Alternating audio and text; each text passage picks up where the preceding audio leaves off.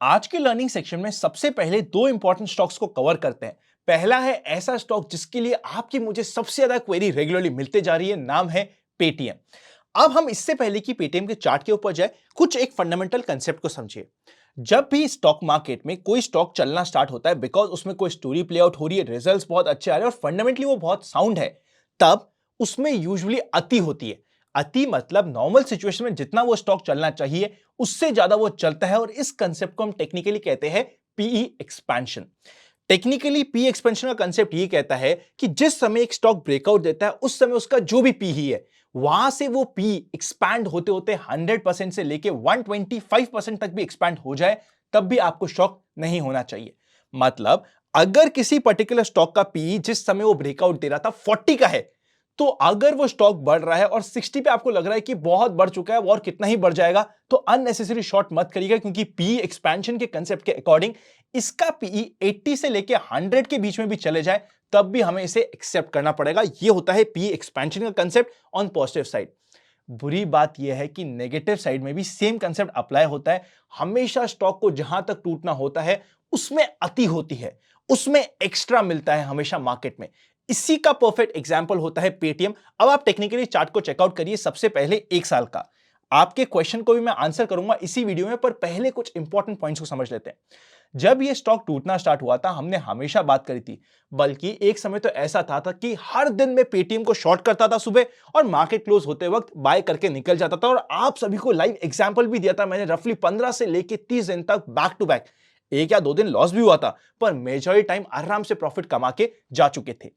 अगर हम technically checkout करें तो हमने हमेशा बात करी है, जब तक ये 900 को क्रॉस करके ऊपर नहीं जाता है, कोई भी इसमें एंट्री ट्रिगर नहीं होती है, चाहे आपको ये कितना भी सस्ता लगने लग जाए। इसका कारण यह था कि स्टॉक जब एक मेजर ब्रेकडाउन दे चुका है, ऊपर के लेवल पे बहुत सारे लोग फंसे हुए जो वेट कर रहे हैं कि भाई थोड़ा सा ऊपर आ जाए और हम इसमें बेच के बाहर निकले। तो सेलिंग प्रेशर रेगुलरली बना रहेगा, इसीलिए मिनिमम टू मिनिमम 900 तक जाना और उसको क्रॉस करके ऊपर सस्टेन करना जरूरी था। इसमें हमें 2 से 3 बाउंस बैक भी देखने को मिले, पर कभी भी ये इंपॉर्टेंट लेवल को क्रॉस करके ऊपर नहीं जा पाया था। तो टेक्निकली आपकी कभी भी इसमें एंट्री ट्रिगर ही नहीं हुई। फंडामेंटली बात करें तो इतना पुअर स्टॉक है। जिस समय आईपीओ आया था उस समय भी हमने डिस्कस किया था कि लॉस मेकिंग कंपनी है, बहुत बड़ी साइज का आईपीओ और बहुत महंगा आ रहा है, पिटने के चांसेस बहुत ज्यादा है। तो फंडामेंटली ये स्टॉक कभी भी आपके रडार पे आ ही नहीं सकता। पर फिर भी सपोज करते हैं हमने स्टॉक में कोई एंट्री बना ली है, तो अभी तक आपका स्टॉप लॉस सेट हो गया है और आपको एग्जिट करना जरूरी है।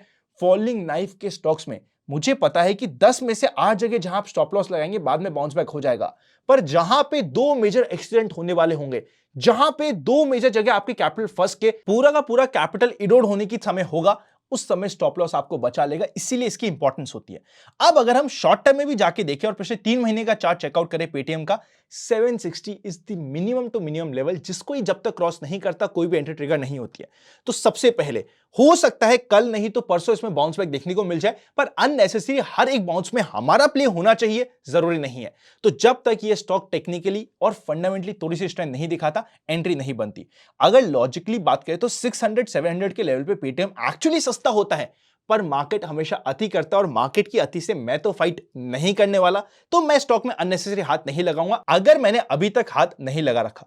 अगर मैंने कंट्रोल क्वांटिटी रखी, यानी कि 5 से 8% मैक्सिमम 10% का स्टॉक का पोर्टफोलियो में रख रखा है इस स्टॉक को, और वहां पे मेरा स्टॉप लॉस सेट हो गया है, तो अगर अभी भी हमने स्टॉप लॉस को नहीं माना है तो अभी भी मानने में कोई देरी नहीं होती है।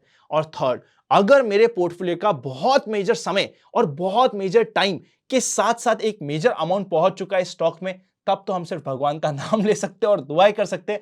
उसके अलावा मेरे पास यहां पे कोई भी सॉल्यूशन नहीं होता।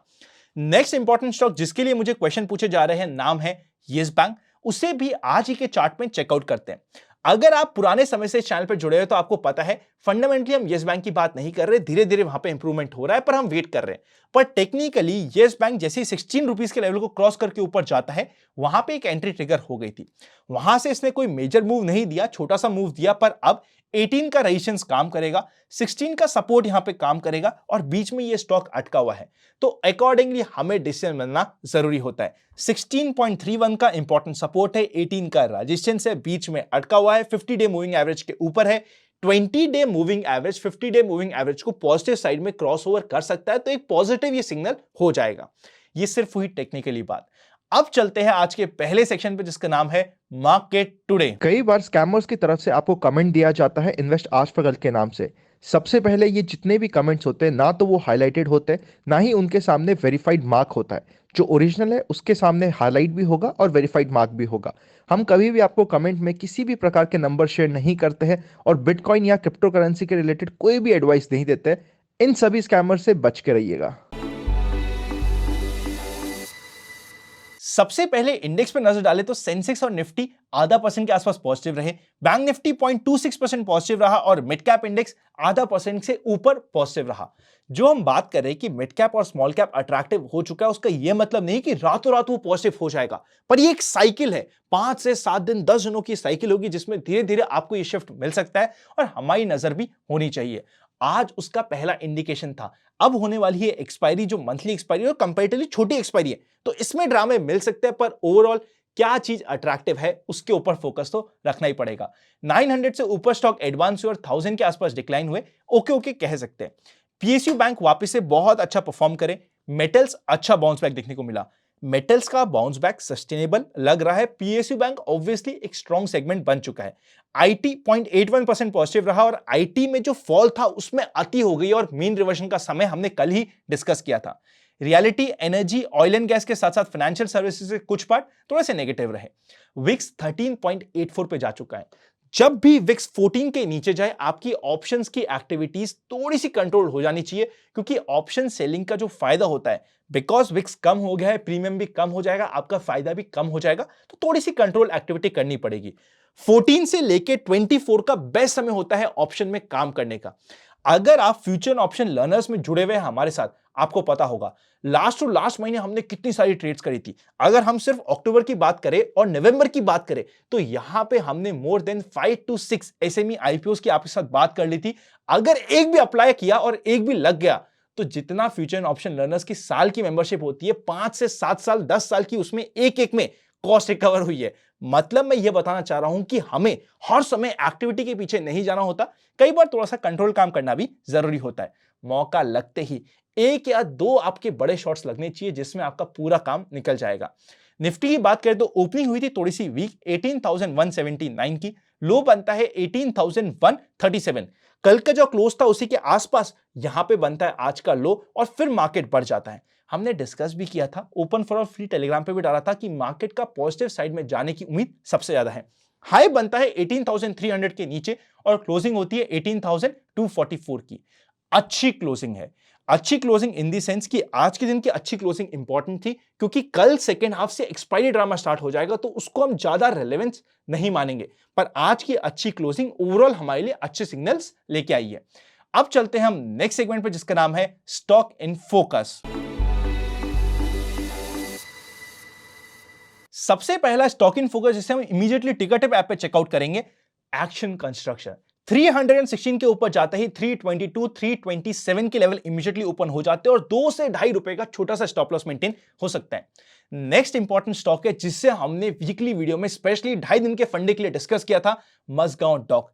सिंगल डे पे 12% का रिटर्न। ये फायदा होता है मेंबर्स ओनली वीडियो का, क्योंकि हम डिटेल में बात करते हैं। अगर अभी तक आप मेंबर नहीं है तो आराम से जुड़ सकते हैं। सब्सक्राइब के पास में आपको ज्वाइन बटन मिल जाएगा, वरना मोबाइल ऐप का लिंक भी आपको डिस्क्रिप्शन में मिल जाएगा।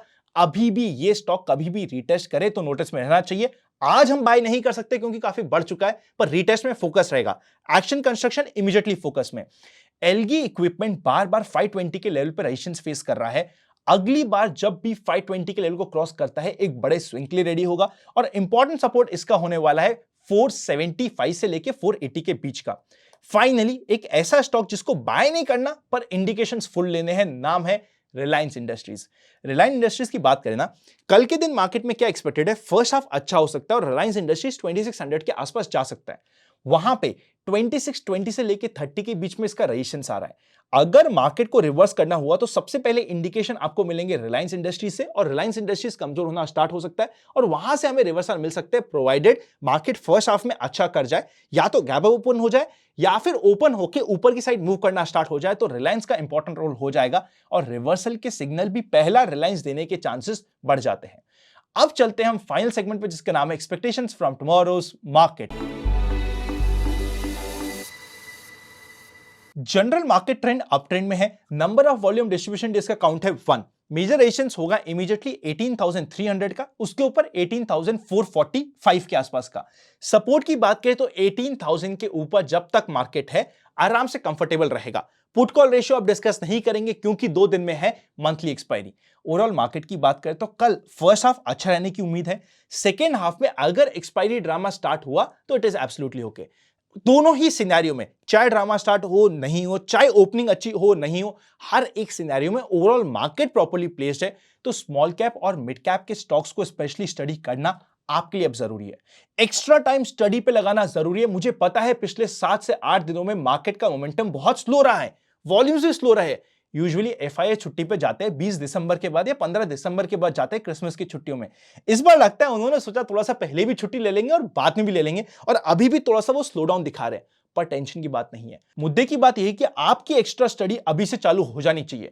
अब इस एक्स्ट्रा स्टडी का मुझे आपको बताने का कारण क्या है, आप मुझे कमेंट करके बताइएगा, और कल के वीडियो में मैं डिटेल में डिस्कस करूंगा कि एक्चुअली इसका कारण क्या था। और स्टॉक मार्केट मास्टर क्लास में पुष्कर राज ठाकुर के साथ एक स्पेशल वीडियो आया, अगर उसे चेकआउट नहीं किया है तो पिन कमेंट में आपको उस वीडियो का लिंक मिल जाएगा।